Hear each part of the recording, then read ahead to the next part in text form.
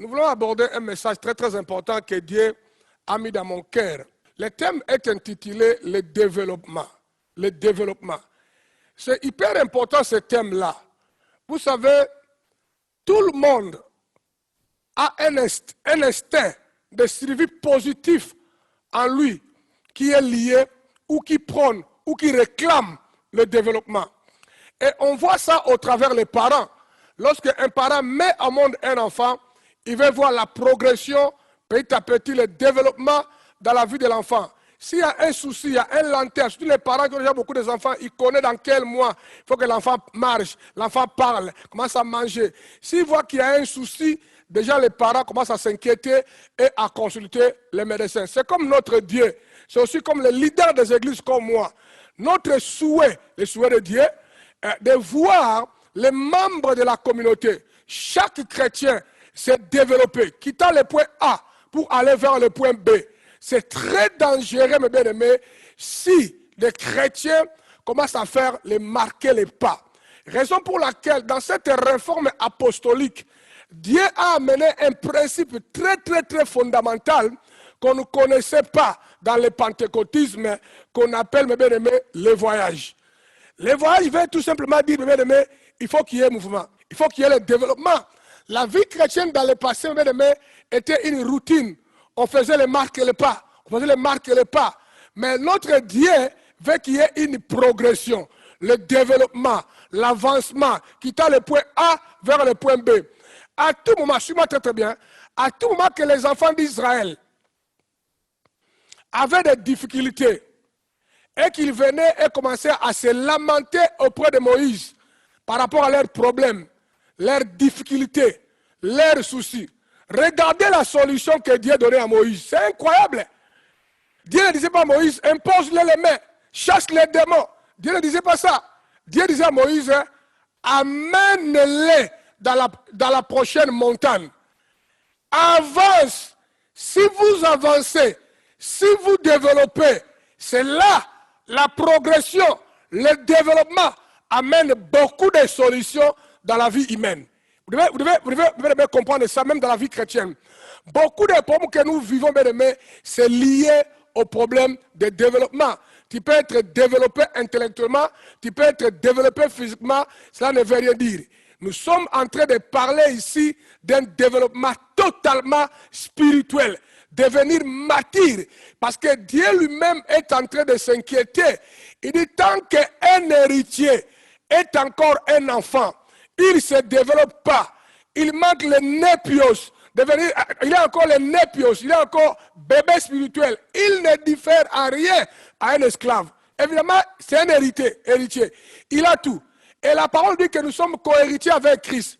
Que tu sois héritier ou co-héritier, ça ne change rien si tu ne te développes pas. Donc le développement est hyper important. Nous sommes co-héritiers avec Christ de l'onction, des capacités, de la sagesse, des compétences. Mais tant que nous resterons encore les enfants, l'ennemi aura de l'avantage sur nous. L'heure est arrivée d'entrer dans le développement. C'est un message très très simple, terre à terre, que tout le monde peut comprendre facilement. Et si on est vraiment très dynamique et très sérieux, on n'est pas paresseux, on s'engage à mettre ce que je dis ici en application, boum, ça décolle. Le développement. Moi, je reste convaincu que ce mot, développement, ne doit plus se séparer de nous. On doit se familiariser dès à présent avec ce vocabulaire qu'on appelle le développement. Donc l'heure est arrivée, mais on doit se familiariser au développement. Dieu n'aime pas le sous-développement. Aucune personne aime le sous-développement. Tu vois, c'est pourquoi à un certain niveau, permettez-moi encore le terme qui est un peu agressif, les Occidentaux, les Blancs ont du mal à respecter les Africains. Parce que l'Afrique est en train de se développer avec beaucoup de lenteur. Or, l'Afrique devait se développer avec une vitesse de croisière. Tu sais pourquoi? Parce que l'Afrique a déjà trouvé le modèle qui est devant lui. S'il est sérieux, il se configure leur tête, il étudie comment traiter avec les Occidentaux, l'Afrique peut aller trop vite. Mais la manière que l'Afrique n'est pas en train de mettre tous les systèmes en place. Parce que la Chine, mes bien-aimés, était plus pauvre même que l'Afrique, quand l'Afrique a commencé à prendre l'indépendance. Lorsque les pays africains à 59, à 60 ont commencé à prendre l'indépendance, les gens mouraient de faim en Chine, les gens mouraient de faim en Malaisie. Mais ils ont pris conscience, ils se sont engagés dans le développement, qu'on les veuille ou pas. La Chine va contrôler le monde demain. Déjà, il est en train de contrôler le monde. Il y avait un grand homme politicien des années avant 60. Il avait écrit un truc. Il a dit ceci: la nation ou le peuple qui prendra conscience de ce qu'on appelle Eurasie. Eurasie, c'est une partie, une zone en Asie qui est à cheval avec l'Europe, où l'économie de l'avenir en dépend. C'est là où la Chine a mis beaucoup d'argent, en train de créer les autoroutes, les chemins de fer. Ça veut dire que la Chine a mis la main dans cet endroit-là avant tout le monde, et en partenariat avec la Russie. Et c'est clair que dans les jours à venir, ils vont mettre les États-Unis et l'Europe en chaos.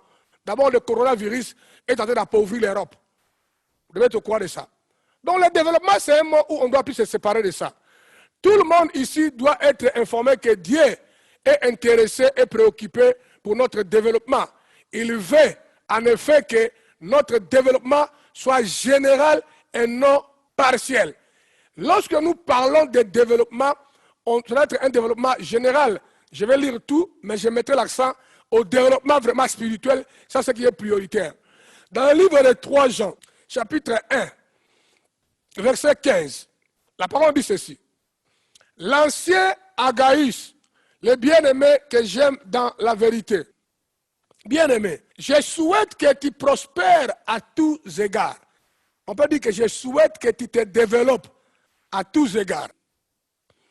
Et sois en bonne santé, comme prospère l'état de ton âme. J'ai été fort réjoui lorsque des frères sont arrivés et ont rendu témoignage de la vérité qui est en toi, de la manière dont tu marches dans la vérité. Je n'ai pas de plus grande joie que d'apprendre que mes enfants marchent dans la vérité. Bien-aimé, tu agis fidèlement dans ce que tu fais pour les frères, et même pour les frères étrangers, lesquels ont rendu témoignage de la charité en présence de l'Église. Tu feras bien de pourvoir à leur voyage d'une manière digne de Dieu. Car c'est pour le nom de Jésus-Christ qu'ils sont partis, sans rien recevoir des païens. Nous devons donc accueillir de tels hommes, afin d'être ouvriers avec eux pour la vérité. J'ai écrit quelques mots à l'Église, mais Diotrephe, qui aime à être le premier parmi eux, ne nous reçoit point. C'est pourquoi, si je vais vous voir, je rappellerai les actes qu'il commet en tenant contre nous de méchants propos. Non compte de cela, il ne reçoit pas les frères et ceux qui voudraient le faire. Il les empêche et les chasse de l'Église. Bien-aimés, n'imite pas le mal, mais imitez le bien. Celui qui fait le bien est de Dieu. Celui qui fait le mal n'a point vu Dieu.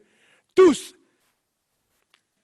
Et la vérité elle-même rend un bon témoignage à Démétrius. Nous aussi, nous lui rendons témoignage, et tu sais que notre témoignage est vrai. J'aurai beaucoup de choses à t'écrire, mais je ne vais pas le faire avec l'encre et la plume. J'espère te voir bientôt et nous parlerons de bouche en bouche. Que la paix soit avec toi. Les amis te saluent, salut les amis, chacun en particulier. Ça, c'est vraiment quelque chose de très important. L'histoire est tellement longue, mais la partie la plus importante, c'est le premier verset là, où on parle bien de les souhaits de Dieu et que nous puissions se développer ou prospérer à tous bons égards. Mais en tant l'histoire parle de beaucoup de choses. L'histoire parle bien de comportements liés au manque de développement. il y a eu des frères qui sont venus pour venir apporter l'évangile dans les contrées évangélisées.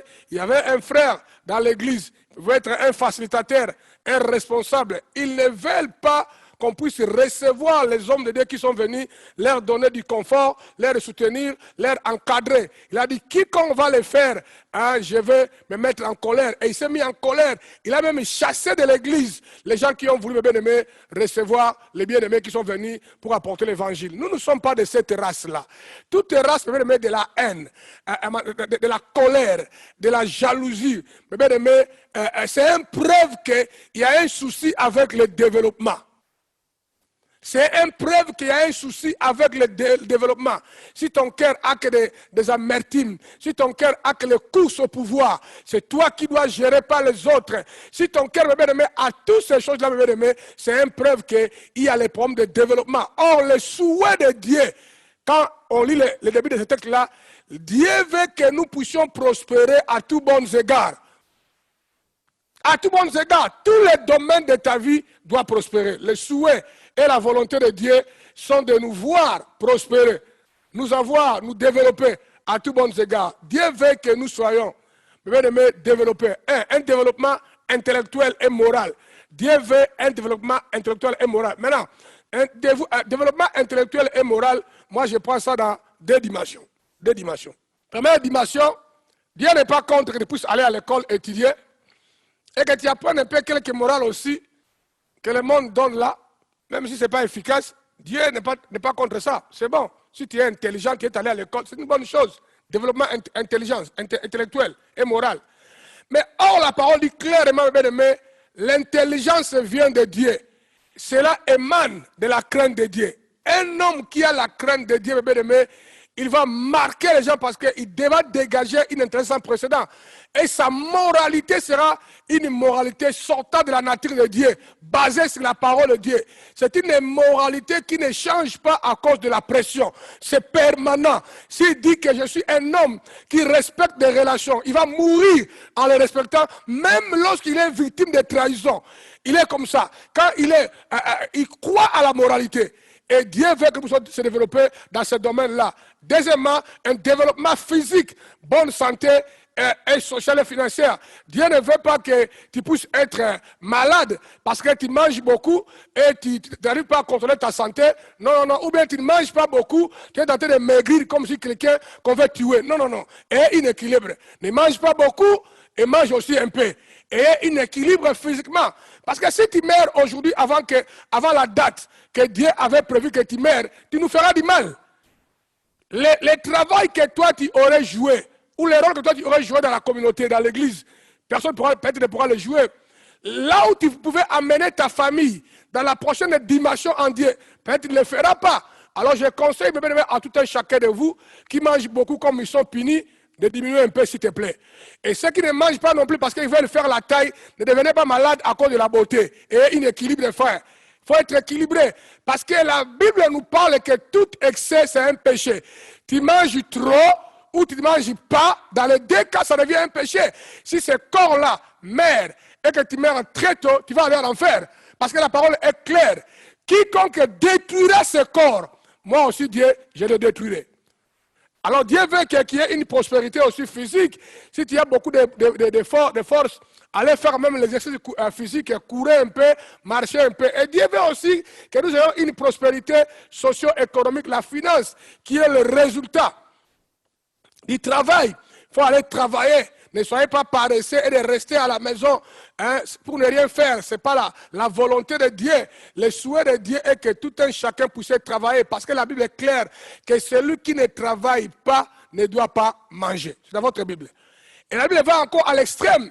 Ne donne pas la nourriture aux paresseux. Maintenant, j'aimerais encore vous encourager, pas dans un cadre de vous diminuer, excusez-moi, ce n'est pas mon souhait, que quiconque est encore jeune, qui dépend encore des aides de l'État, bagarre-toi pour se libérer de ces bêtises-là. Mais bagarre-toi, fais une formation, va travailler, bâtis ton avenir, où tu es sûr que non, si je travaille, mes fils que 25 ans, 20 ans, demain je vais entrer même dans le chômage ou dans les pensionnats, que seulement de dépendre de l'aide de l'État. Tu peux seulement dépendre de l'aide de l'État si ton corps physique n'arrive pas à te procurer l'énergie pour aller travailler. Sinon, moi, je te décourage. Parce que ce que tu gagnes avec l'État, on te paye 1000 balles. Tu vas donner combien à l'église pour que l'église puisse aller de l'avant? Et toi aussi, tu vas avoir les problèmes sérieux socialement. Et c'est hyper important. Donc, le souhait de Dieu est que nous puissions prospérer.